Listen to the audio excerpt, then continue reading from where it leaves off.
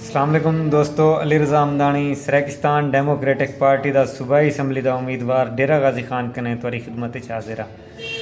दोस्तों हुण फेसबुक चलाई बैठा अमी तो एक में वीडियो आ गई है सामने जिहदे सराइकी वसेब की मुखालफत करने वाले सराइकी सूबे की मुखालफत करने वाले लोग सराइकी जरका पा ते इलैक्शन कंपेन करने पैन।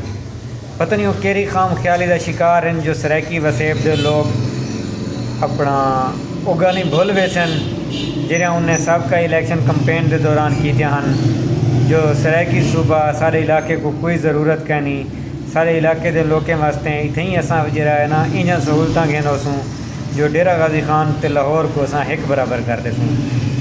तो असा अपने सियासी मुखालफिन को यो मैसेज देवन चाहूँ जो सराइकी वसेब की आवाम बाशऊर है, वो अपने चंगे हल्के की तमीज़ रखती है तो वह बखूबी जानती है जो NA 185 के वोट कैकू देने ही दफ़ा। तो सराइकी वसेब के लोगों का हक खावन हूँ सौखा कह नहीं रह गया। अगे होंदा जो जेरा आंदा सराइकी वसेब के लोगों को कूड़े वादे कसमा करते वोट गिन में हूँ सराइकी वसेब की आवाम सियाणी थी गई है। साडा हक खावन कोई सौखा नहीं, सारे बाल अलावन सीखते पैन। शुक्रिया।